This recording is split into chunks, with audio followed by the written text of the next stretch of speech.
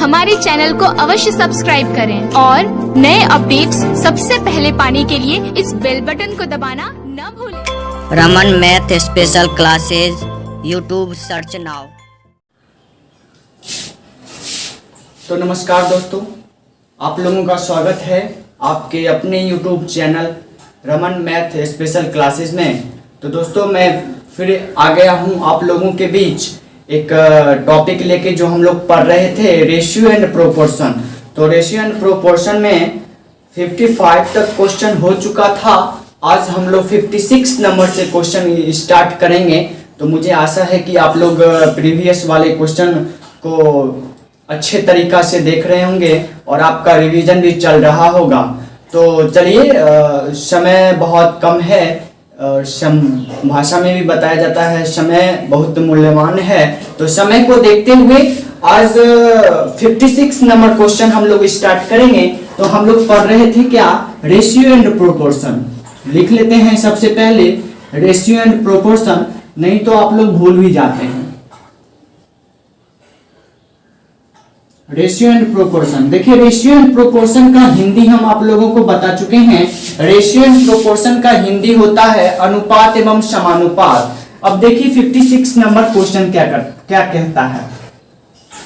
तो देखिए 56 number question कहता है, किसी वस्तु के लाभ और विक्रय मूल्य के मध्य जो अनुपात है वह 1:4 है। विक्रय मूल्य और क्रय मूल्य के बीच क्या अनुपात होगा। तो देखिए यहाँ पे रेशियो का मतलब अनुपात होता है, तो यह अनुपात से रिलेटेड क्वेश्चन है। तो देखेंगे, एक मान के चलिए कोई वस्तु है, आप कुछ भी मान लीजिए, वस्तु का मान पेन मान सकते हैं, कलम मान सकते हैं, जो हो वो मान सकते हैं। तो कहता है एक वस्तु के लाभ और विक्रय मूल्य, लाभ और विक्रय मूल्य का अनुपात, मध्य अनुपात हमको दे दिया है। तो देखिए सबसे पहले लाभ,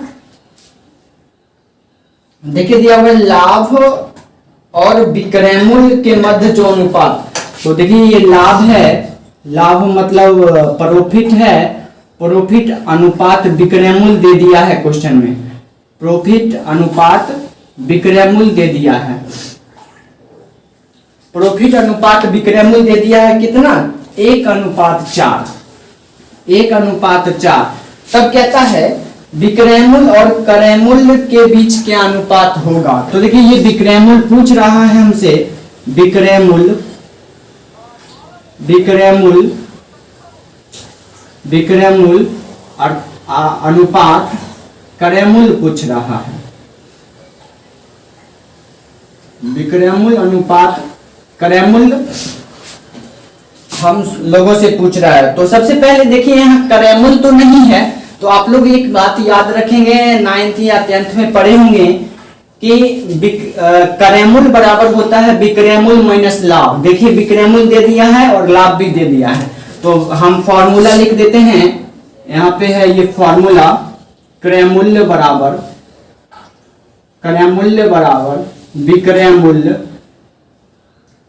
विक्रय मूल्य और माइनस लाभ होता है। क्या होता है, क्रय मूल्य बराबर विक्रय मूल्य माइनस लाभ। तो देखिए विक्रय मूल्य दे दिया है 4 और लाभ हमारा दे दिया है 1। तो 4 में से 1 घटाएंगे तो 3 होगा। अब देखिए 3 क्या आ गया, क्रय मूल्य आ गया। तो पूछ रहा है विक्रय मूल्य अनुपात क्रय मूल्य निकालना है। तो विक्रय मूल्य देखिए, विक्रय मूल्य है हमारा 4 और क्रय मूल्य निकल गया 3। तब यही पूछ रहा है विक्रय मूल्य और क्रय मूल्य के बीच क्या अनुपात होगा। तो विक्रय मूल्य और क्रय मूल्य के बीच क्या अनुपात होगा, 4:3। ये हमारा आंसर है।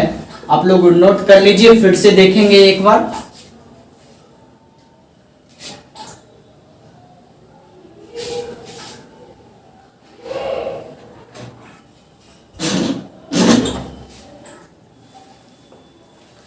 तो उम्मीद करते हैं कि आप लोग नोट कर लिए होंगे। क्वेश्चन सुन लीजिए। क्वेश्चन है, किसी वस्तु के लाभ और विक्रय मूल्य के मध्य अनुपात है वह 1:4 है। विक्रय मूल्य और क्रय मूल्य के बीच क्या अनुपात होगा। सबसे पहले क्वेश्चन समझिए, जैसे एक वस्तु है, जैसे हम घड़ी पहने हुए हैं, ये घड़ी है और ये जब घड़ी खरीदने जाते हैं तो 4 रुपया दुकानदार बोलता है 4 रुपया में देंगे। और दुकानदार को लाभ जो होता है वो 1 होता है। तब पूछता है क्रय मूल्य क्या है, यानी क्रय मूल्य उसका खरीदा हुआ कितना है, वो खरीद के कितना में लाया है। तो सबसे पहले हम लोगों को दे दिया लाभ का रेशियो और विक्रय मूल्य का रेशियो। तब पूछ रहा है विक्रय मूल्य का और अनुपात क्रय मूल्य का भी रेशियो पूछ रहा है। सबसे पहले हम क्रय मूल्य का फॉर्मूला जानते हैं। क्रय मूल्य का फॉर्मूला जानते हैं विक्रय मूल्य माइनस लाभ। तो देखिए विक्रय मूल्य 4 दिया हुआ है और लाभ 1 दिया हुआ है, उसको 1 रुपया का लाभ होता है बेचने पे। तो क्रय मूल्य वो खरीदा कितना में था, तो 3 रुपया में खरीदा था। तो विक्रय मूल्य अनुपात क्रय मूल्य पूछा, तो विक्रय मूल्य तो पहले से ही दे दिया है, तो क्रय मूल्य हम लोग निकाल लेंगे। तो निकाल के बताइए क्रय मूल्य 3 है। तो आप लोग समझ लिए होंगे। अब हम नेक्स्ट क्वेश्चन देखते हैं। 57 नंबर क्वेश्चन क्या कहता है। अब देखिए 57 नंबर क्वेश्चन है। 57 ये हटा देते हैं। देखिए 57 नंबर क्वेश्चन है, किसी पार्टी में कुल उपस्थिति 300 है, तो निम्न में से कौन पार्टी में महिलाओं तथा पुरुषों की संख्या का अनुपात हो सकता है। तो पहले क्वेश्चन समझिए, एक पार्टी चल रहा है या कुछ भी समझ लीजिए, एक पार्टी चल रहा है, उसमें महिला और पुरुष आए हुए हैं। अब इसमें पूछ रहा है तो टोटल उपस्थिति 300 है, यानी उस पार्टी में महिला और पुरुष मिला के 300 उपस्थिति है। तो पूछ रहा है महिलाओं की संख्या कितनी है और पुरुषों की संख्या कितनी है। जब इस टाइप का क्वेश्चन आए ना तो हम लोग बाय ऑप्शन की मदद से बनाएंगे। तो देखिए क्वेश्चन कहता है किसी पार्टी में कुल उपस्थिति 300 है। तो देखिए टोटल कुल उपस्थिति जो है, देखिए कुल उपस्थिति जो है वो 300 है। ठीक है, एक पार्टी चल रहा है, उसमें कुल उपस्थिति 300 है।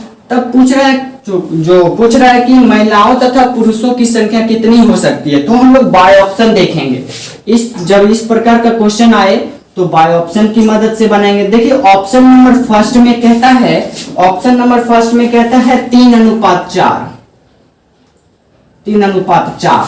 अब देखिए इसमें बता रहा है 3 गो महिला है तो 4 गो पुरुष है, या 4 गो महिला है तो 3 गो पुरुष है। अब देखिए इस दोनों को जोड़िए, जोड़ के इसमें भाग दीजिए। अगर जो पूरा पूरा कट जाता है तो वह सही अनुपात माना जाता है। हम आपको नोट में लिखा देंगे जो कैसे आता है। सबसे पहले समझ लीजिए, देखिए इस दोनों को जोड़िए, जोड़ने के बाद 300 से भाग दीजिए। पूरा पूरा कटता है, अगर पूरा पूरा कटता है तो सही अनुपात होगा। तो देखिए 4 3 कितना होता है, 4 3 7 होता है, 7 होता है। अब 300 को ऊपर लिखते हैं और 7 को नीचे लिखते हैं। अब काटिए, देखिए कटता है पूरा पूरा। देखिए 7 चौका 28 2 और 7 चौका 28 2 7 दूनी 14, कुछ दशमलव आता है, दशमलव के बाद कुछ अंक आता है। तो यानी पूरा नहीं कट सकता है। तो आप तो ये नहीं कह सकते हैं तो 42.5 उस पार्टी में 42.5 महिला थी या 5.5 महिला थी। आदमी की संख्या पूरा होता है। तब देखिए अब दूसरा ऑप्शन पे हम लोग चलते हैं, ऑप्शन नंबर सेकंड। तो ऑप्शन नंबर सेकंड देखिए कहता है 1:5। अब देखिए 1:5, तो इसमें बोल रहे हैं महिला जो है 1 है और पुरुष 5 है, या महिला 10 होगा पुरुष 50 होगा। काट के पहले ही बताए थे, अनुपात जो होता है वो काटा हुआ वैल्यू होता है, संख्या के सबसे छोटे रूप को अनुपात कहा जाता है। तो ये काट के दिया हो, यहाँ 100 भी हो सकता है, 500 भी हो सकता है, कुछ भी हो सकता है। अब देखिए क्या बताए थे, टोटल उपस्थिति है 300, टोटल पार्टी में उपस्थिति है 300। तो इसमें बोल रहा है तो दोनों को जोड़िए, 1 और 5 6 होता है। अब 6 को टोटल संख्या से भाग दीजिए, यानी 300 से भाग दीजिए। देखिए पूरा कट जाता है तो वह सही अनुपात होता है। अब देखिए पूरा काटिए, पूरा कट गया, 6 5 30 होता है और 50 होता है।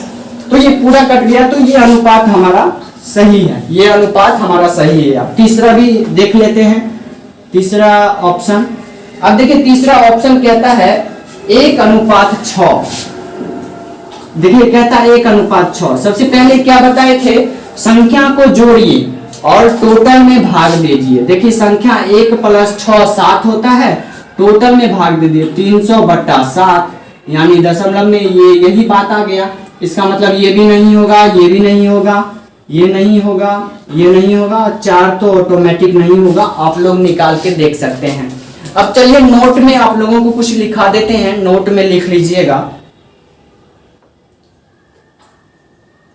लिखिएगा दिए हुए अनुपात के योग से, दिए हुए अनुपात के योग से यदि संख्या पूरी तरह कट जाती है, दिए हुए अनुपात के योग से यदि संख्या पूरी तरह कट जाती है तो वह सही अनुपात होता है। तो समझ लिए होंगे, दिए हुए अनुपात यानी दिए हुए अनुपात ये है 3:4, दी गई संख्या पूरी तरह कट जाती है तो वह सही अनुपात होता है। तो हम लोगों को हम बताए आप लोगों को, जो इस दोनों को जोड़िए फिर 300 में भाग दीजिए, दशमलव में आ जाता है तो वो अनुपात सही नहीं होगा, क्योंकि वो पूरा नहीं कटेगा।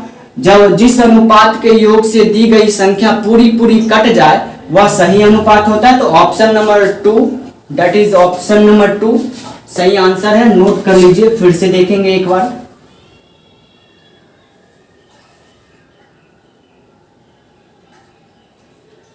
चलिए उम्मीद करते हैं आप लोग नोट कर लिए होंगे। तो क्वेश्चन सुन लीजिए। क्वेश्चन कहता है किसी पार्टी में कुल उपस्थिति 300 है, तो निम्न में से कौन पार्टी में महिलाओं तथा पुरुषों की संख्या का अनुपात हो सकता है। अब देखिए एक पार्टी चल रहा है, पार्टी में उपस्थिति है 300, दोनों मिला के महिला और पुरुष दोनों मिला के 300 है। तो कहता है महिला और पुरुषों की संख्या का अनुपात क्या हो सकता है। तो इस टाइप का क्वेश्चन जब आए तो हम लोग बाय ऑप्शन की मदद से बनाएंगे। ऑप्शन नंबर फर्स्ट है 3:4, यानी महिला है 3, पुरुष है 4। 3 लिखा हुआ है, 300 भी हो सकता है, 400 भी हो सकता है, काट के छोटा किया हुआ है। अब देखिए 3:4 है। अब दी हुई अनुपात के योग से इस दोनों को जोड़िए, 7 आता है, और टोटल संख्या में भाग दीजिए, पूरी तरह कट जाता है तो वह सही अनुपात होगा। तो that is option number second, जो पूरी तरह कटता है वो हमारा आंसर है। तो मिटाते हैं, फिर हम लोग नेक्स्ट क्वेश्चन देखेंगे, 58 नंबर क्वेश्चन।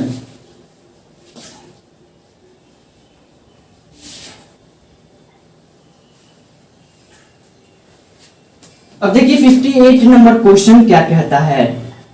देखिए 58 नंबर क्वेश्चन है, एक बॉक्स में 1 दर्जन सेब थे, बॉक्स में सड़े हुए एवं बिना सड़े हुए सेबों का अनुपात निम्न में से कौन नहीं हो सकता है।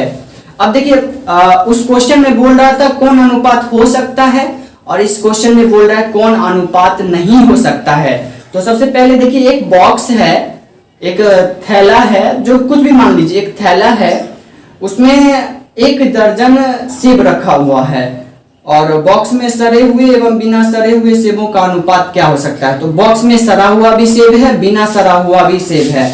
तो देखिए सबसे पहले 1 दर्जन में क्या होता है, 1 दर्जन का मतलब क्या होता है आप ही बताइए। 1 दर्जन में यानी 12 होता है, 1 दर्जन बराबर 12 होता है।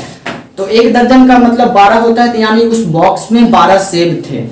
अब कितना सड़ा हुआ है कितना नहीं सड़ा हुआ है हमें नहीं पता, वो तो देखने के बाद पता चलेगा। तो हम बताए थे जब इस टाइप का क्वेश्चन आए तो बाय ऑप्शन से बनाएंगे, बाय ऑप्शन लिख लेते हैं। अब देखिए ऑप्शन नंबर फर्स्ट हमारा कहता है, ऑप्शन नंबर फर्स्ट है 2:1, 2:1। अब हम आप लोगों को बताए थे अनुपात के योग से दी गई संख्या पूरी तरह कट जाए तो वह सही अनुपात होगा, लेकिन इस क्वेश्चन में पूछ रहा है गलत अनुपात कौन सा है। तो सबसे पहले इस दोनों को जोड़िए, देखिए 12 को 12 बटा ये, इस दोनों को जोड़िए, 2 1 3, 3 चौका 12, ये कट गया, ये हमारा सही अनुपात होगा। 4 आ गया ऑटोमेटिक, ये पूरी तरह कट गया तो 4 आ गया। अब ऑप्शन नंबर सेकेंड कहता है, ऑप्शन नंबर देखिए सेकेंड बोल रहा है 3:1। अब 3:1, इस दोनों को जोड़िए, इस संख्या से भाग दीजिए, तो 12 लिखते हैं, बटे जोड़िए 3 1 4, 4 3 12, ये भी पूरी तरह कट गया तो ये भी सही है। इसमें क्वेश्चन में बोल रहा है कौन सही नहीं हो सकता है, यानी कौन नहीं कट सकता है। अब देखिए 3:2 है, अब इस दोनों को जोड़िए, इस संख्या से भाग दीजिए, तो देखिए 12 है, 12 बट्टे इस दोनों को जोड़िए 3 2 5 होता है। अब इसको काटिए तो 5 दूनी 10, 5 दूनी 10 पॉइंट 5 चौका 20, 2:4 आ जाता है। तो ये नहीं होगा। ऑप्शन नंबर थर्ड जो हमारा बिल्कुल सही है, नहीं हो सकता है। अब ऑप्शन नंबर 4 भी देख लेते हैं, एक बचा हुआ है, देखने में क्या जाता है। देखिए ऑप्शन नंबर 4 हमारा कहता है 7:5, यानी ये ऑप्शन कहता है कि उस बॉक्स में 7 सड़ा हुआ सेब है और 5 अच्छा सेब है। अब देखिए इसको 12 पहले लिख लेते हैं, 1 दर्जन में 12 सेब।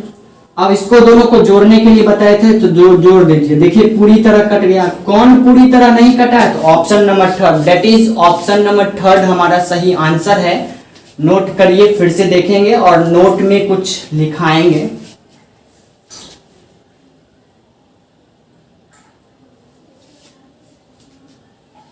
तो उम्मीद करते हैं आप लोग नोट कर लिए होंगे। क्वेश्चन सुन लीजिए। क्वेश्चन कहता है एक बॉक्स में 1 दर्जन सेब थे। एक बक्सा है, उसमें 1 दर्जन सेब रखा हुआ है। 1 दर्जन का मतलब 12 सेब होता है, तो उस बक्सा में 12 सेब रखा हुआ है। बॉक्स में सड़े हुए एवं बिना सड़े हुए सेबों का अनुपात निम्न में से कौन नहीं हो सकता है?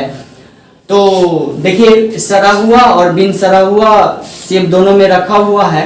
कितना सड़ा हुआ रखा हुआ है, कितना नहीं सड़ा हुआ रखा है, वो पता चलेगा। और बोलता है इसमें कौन अनुपात सही नहीं हो सकता है। तो देखिए पहला ऑप्शन है 2:1। 12 सेब है, 12 बट्टा इस दोनों को जोड़िए 3, पूरी तरह कट गया, यह सही अनुपात है।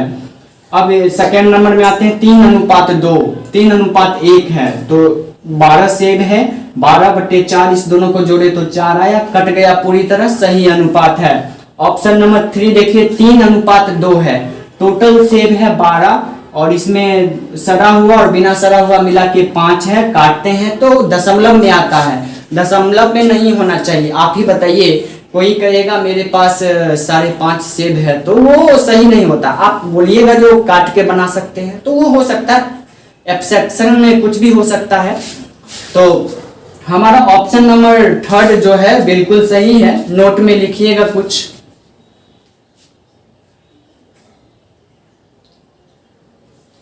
जिस अनुपात के योग से दी गई संख्या पूरी तरह नहीं कटे वह गलत अनुपात होता है। जिस अनुपात के योग से दी गई संख्या पूरी तरह नहीं कटे वह गलत अनुपात होता है। तो देखिए ये गलत अनुपात है, option number third, that is option number third हमारा बिल्कुल सही है। अब 59 नंबर क्वेश्चन हम लोग देखते हैं। 59 नंबर क्वेश्चन क्या कहता है?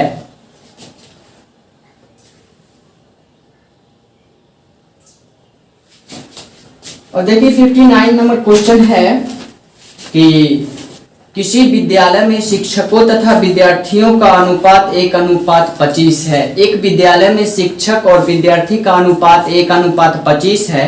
यदि 36 और विद्यार्थी आ जाते हैं तो अनुपात 1:28 हो जाता है। विद्यालय में टोटल कितने शिक्षक हैं? तो देखिए टीचर है, एक विद्यालय में टीचर हैं, टीचर अनुपात स्टूडेंट। तो एक विद्यालय में टीचर और स्टूडेंट का रेशियो है 1:25। फिर कुछ दिनों के बाद इसमें स्टूडेंट एडमिशन ले लेता है तो स्टूडेंट की संख्या बढ़ जाती है। और देखिए अनुपात स्टूडेंट की संख्या बढ़ जाती है, तब कहता है यदि 36 और विद्यार्थी आ जाते हैं तो अनुपात 1:28 हो जाता है। तो देखिए रियल में कितने का अंतर, कितना स्टूडेंट बढ़ा है? तो 3 स्टूडेंट बढ़ा, लेकिन इसमें कहता है 36 स्टूडेंट और आ जाते हैं। क्वेश्चन में 36 विद्यार्थी बढ़ा दिया है, लेकिन रियल में 3 विद्यार्थी बढ़ा है। तो अनुपात में 3 = 36, इसीलिए 1 = 36/3। अब इसको काटिए तो आएगा 3 एकम 3 3 2 6 12 आ गया। अब बोल रहा है तो उस विद्यालय में टोटल टीचर कितने हैं? तो टीचरों की संख्या कितनी है? तो देखिए टीचर है 1, तो 12 × 1 यानी 12 टीचर्स। आंसर 12, टीचर्स की संख्या 12 है। टीचर्स की संख्या 12 है। नोट कर लीजिए, फिर से देखेंगे एक बार।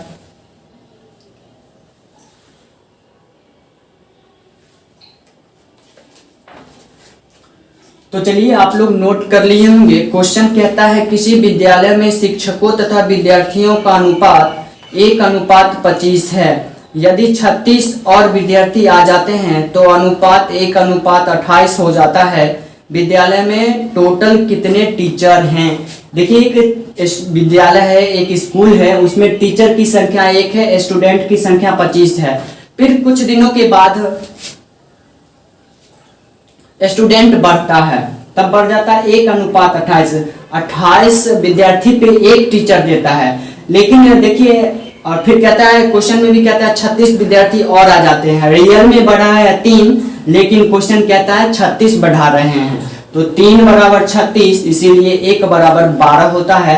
तो टीचर का संख्या बोल रहा है तो टीचर एक ही है, तो 12 गुने 1 यानी 12 टीचर। 12 टीचर टोटल हो जाते हैं। अब देखिए 17 नंबर क्वेश्चन देखते हैं क्या कहता है। 60 नंबर क्वेश्चन, 60। देखिए 60 नंबर क्वेश्चन कहता है एक नियोजकता अपने कर्मचारी की संख्या 9:8 में कम कर देता है तथा उनकी मजदूरी 14:15 के अनुपात में बढ़ा देता है। उनकी कुल मजदूरी के बिल में कितना अंतर आएगा, जो प्रारंभ में 1890 रुपया थी। देखिए एक नियोजकता है जो अपने कर्मचारी की संख्या 9:8 में कम कर देता है। कर्मचारी, देखिए सबसे पहले कर्मचारी की संख्या इसमें दिया है। कर्मचारी की संख्या, देखिए कर्मचारी की संख्या दिया हुआ है 9:8।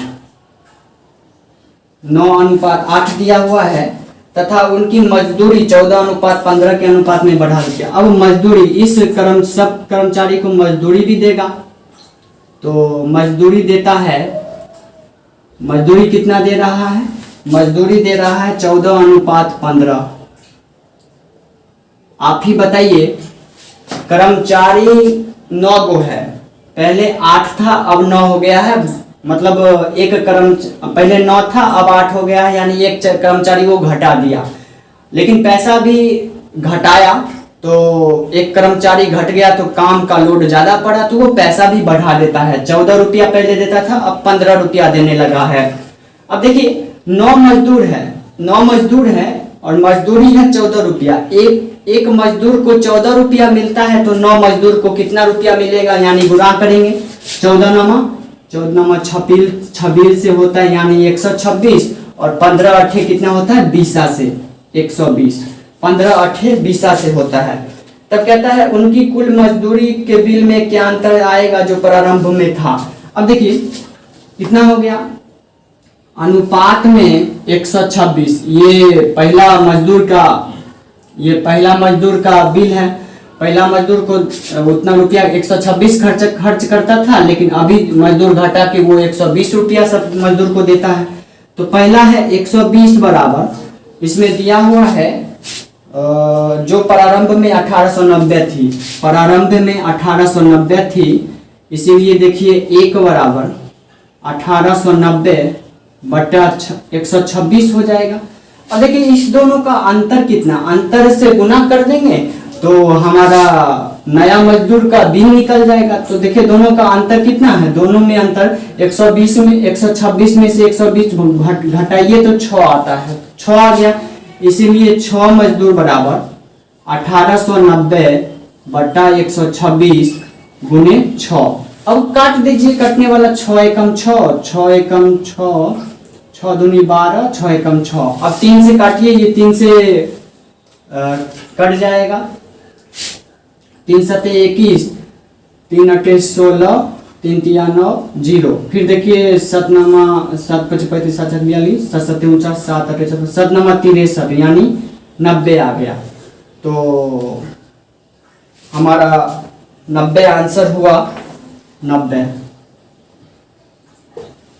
क्या पूछ रहा था, तो कुल मजदूर के बिल में कितना अंतर आएगा, तो 90 रुपया का अंतर आएगा। नोट कर लीजिए, फिर से देखेंगे एक बार।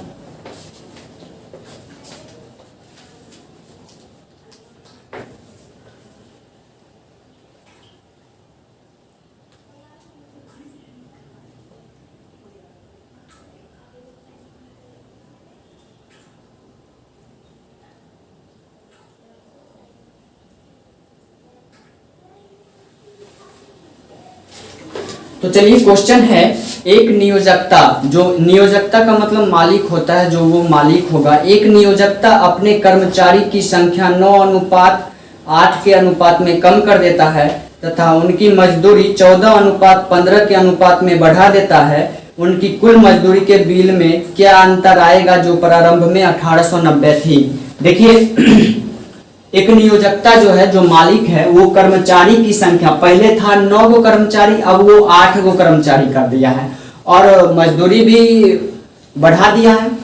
पहले जैसे एक कर्मचारी को वो भगा देता है, 9 में से 8 बच गया। अब जो पहले वो 9 कर्मचारी काम करता था, अब 8 ही कर्मचारी उस काम को करेगा, यानी उस बाकी बचे हुए कर्मचारी को ज्यादा मेहनत करना पड़ेगा। इसीलिए ये कहता है जो हल्ला मत करो, हम आपकी मजदूरी भी बढ़ा देते हैं। तो पहले देता था 14 रुपया, तो अब देने लगा 15 रुपया। तब देखिए कर्मचारी की संख्या 9 है, एक कर्मचारी को 14 रुपया मिलता है, तो 9 कर्मचारी को 126 रुपया मिलता था पहले। अब बाद में 8 गो कर्मचारी है, 15 रुपया सबको देता है।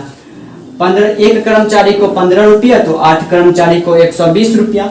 अब दोनों का कहता है दोनों में अंतर क्या होगा, तो दोनों को घटाइए। 126 माइनस 120 6 आता है। अब इसमें दे दिया है, पहले का बिल भी बता दिया है। जो पहला बिल जो है वो 890 है, तो पहला बिल हम लोग निकाले हैं 126 निकाले हैं, तो एक अनुपात में 126 बराबर 1890, इसीलिए 1 बराबर 1890 बटे 126। और अंतर जो आया है नया वाला का 6 आया है, इसीलिए 6 बराबर आप कैलकुलेट करते हैं, काट फांट करते हैं तो 90 होता है। तो अंतर कितना का आएगा, 90 का आएगा। तो चलिए आज यहीं तक रहने देते हैं। अब आप लोगों का रेशियो एंड प्रोपोर्शन खत्म है। नेक्स्ट वीडियो से हम लोग नंबर सिस्टम चैप्टर शुरुआत करेंगे। तो उम्मीद है कि आप लोग अच्छी तरह से समझ पा रहे होंगे और वीडियो का भी आनंद ले रहे होंगे। इसीलिए रिवीजन मोस्ट ज़रूरी है आप लोगों को। जब तक आप रिवीजन नहीं कीजिएगा तब तक कुछ नहीं होने वाला है। तो रिवीजन जरूर कीजिए, जो बताया जा रहा है उसको घर पे 5-6 बार बनाइए, तो वो आपका हो जाएगा, नहीं तो वो हमारे पास ही रह जाएगा। तो धन्यवाद।